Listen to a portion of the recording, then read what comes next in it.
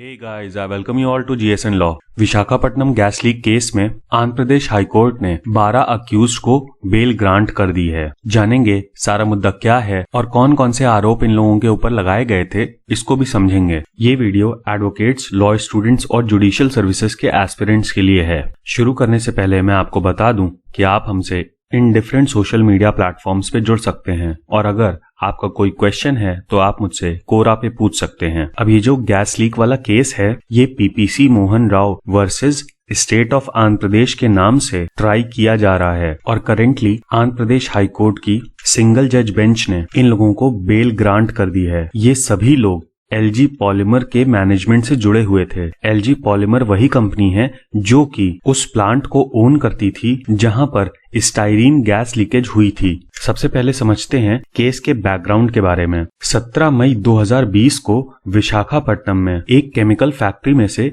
Styrene vapour का leakage हो गया, जिसकी वजह से जो आसपास की flora and fauna water bodies पे इफेक्ट आ गया और मीडिया रिपोर्ट्स की माने तो 11 लोगों की मृत्यु भी हो गई। इसके बाद एलजी पॉलीमर के मैनेजमेंट से रिलेटेड कई लोगों को गिरफ्तार किया गया इन सेक्शंस के अंडर में। तो अब हम देखेंगे कि इन सब सेक्शंस में कौन से ऑफेंसेस दिए गए हैं और उनकी सजा क्या है। सबसे पहले सेक्शन 278 में पर्यावरण को जहरीला बनाने की बात की गई है, जो कि किसी पर्सन की हेल्थ के लिए डेंजरस हो जाता है। अब देखिए, प्रेजेंटली इसमें 500 रुपए का फाइन है और मुझे लगता है कि इस सेक्शन को अमेंड करने की बहुत ज्यादा जरूरत है, क्योंकि देखिए जब पीनल कोड आया था तब साइंस इतना डेवलप नहीं हुई थी कि आपको ऐसी सिचुएशन से डील करना पड़े। जबकि आज के परिप्रेक्ष्य में देखा जाए तो टेररिस्ट्स रोजमर्रा में इस्तेमाल होने वाली चीजों से ही बॉम्ब्स बना लेते हैं और वेरियस बायोलॉजिकल वेपन्स भी बना सकते हैं। और इन सब के विषय में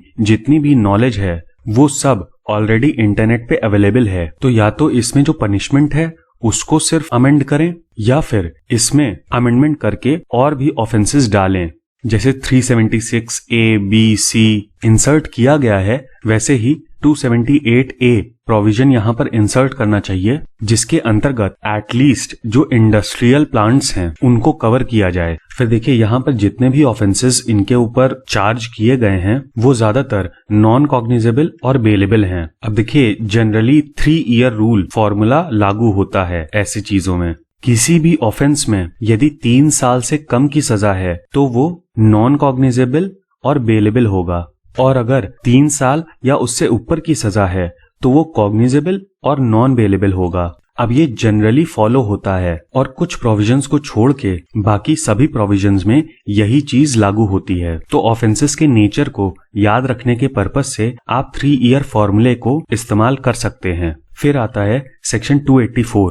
इसमें बात की गई है negligent conduct with respect to poisonous substances. अब जैसे इसी केस में नेग्लिजेंस था on part of the management और उसी के कारण स्टाइरीन जैसी हाईली पॉइजनस गैस एटमॉस्फेयर में रिलीज हो गई। अब यहाँ पे भी आप देखेंगे तो सिर्फ 6 महीने तक की सजा है या फिर 1000 रुपए तक का फाइन लगाया जा सकता है, या फिर दोनों ही। अब आज जब हम एसिड्स की सेल को रोकने तक के लिए पॉलिसीज बना रहे हैं तो पॉइजनस सब्सटेंसेस के केस में नेग्लिजेंस की स्वीकृति नहीं होनी चाहिए और इसमें भी इम्प्रिजनमेंट को बढ़ाना चाहिए। फिर सेक्शन 285 में है डीलिंग विद फायर और any combustible matter so as to endanger human life, यानी कि ज्वलंतशील पदार्थ से इस तरह से डील करना कि उससे ह्यूमन लाइफ पे डेंजर आ रहा हो। इसमें भी 284 जैसी ही सजा है। फिर है 337, यानी कि causing hurt by an act which endangers human life,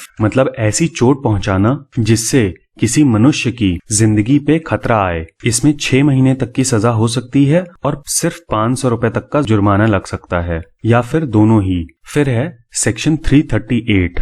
अब 337 और 338 में सिर्फ इतना फर्क है कि 337 में हर्ट की बात की गई थी और 338 में ग्रीवियस हर्ट की बात की गई है। और यहाँ पर ग्रीवियस हर्ट होने की वजह से 2 साल तक की इम्प्रिजनमेंट हो सकती है और 1000 रुपए तक का फाइन लग सकता है, या फिर दोनों ही। अब यहाँ तक जितने भी सेक्शन हमने पढ़े वो सब नॉन कॉग्निजेबल और बेलेबल थे। सिर्फ एक सेक्शन है 3042। अब यहाँ पर 2 का अर्थ है सेकंड पैरा से। इसमें दिया गया है culpable homicide not amounting to murder. अब जैसा कि आपको पता है कि 304 में है culpable homicide not amounting to murder, और इसके सेकंड पैरा में ये कहा गया है कि ऐसे केस में जहां पर अक्यूज्ड को नॉलेज थी कि जो उसका कृत्य है उसकी वजह से किसी की डेथ हो सकती है, लेकिन उसका इंटेंशन नहीं था डेथ कॉज करने का, मतलब नॉलेज है बट इंटेंशन नहीं है, तो ऐसे केस में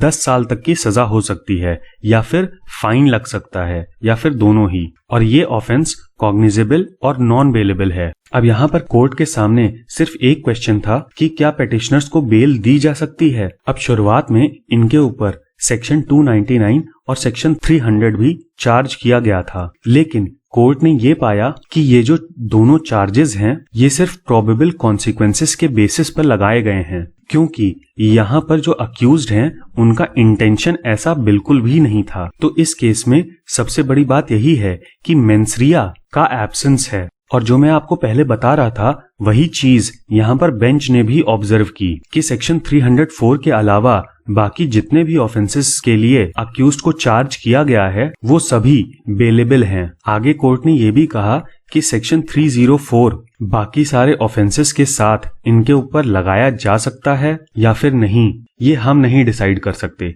बल्कि ये ट्रायल का मैटर है। कोर्ट ने यहाँ पर सिर्फ एक चीज पे ध्यान दी कि जो भी सिचुएशन थी वो अक्यूज्ड के कंट्रोल में नहीं थी, क्योंकि देखिए हुआ यही था कि लॉकडाउन की वजह से जो एलजी पॉलीमर का प्लांट था वो भी बंद था, और ऐसा नहीं था कि एलजी पॉलीमर के मैनेजमेंट बैठा हुआ था, बल्कि उन्होंने जो लोकल अथॉरिटीज थी उनको इस बारे में बताया था, बट उन अथॉरिटीज ने इसके ऊपर ध्यान नहीं दिया। लास्ट में कोर्ट ने ये कहा कि अगर इन अक्यूज्ड को बेल मिल जाती है तो इसके बहुत कम चांसेस हैं कि वो इन्वेस्टिगेशन के साथ इंटरफेयर करें या फिर उसको रोकने की कोशिश करें, और कुछ कंडीशंस के साथ अक्यूज्ड को बेल पे छोड़ दिया गया। तो ये था हमारा एनालिसिस इस पूरे टॉपिक का। उम्मीद है कि आपको ये वीडियो पसंद आया होगा। इस वीडियो को अपने फ्रेंड्स के साथ जरूर शेयर करें और चैनल को सब्सक्राइब करना बिल्कुल ना भूलें। और हाँ, इस वीडियो का PDF आपको हमारे टेलीग्राम चैनल पे मिल जाएगा। Thank you.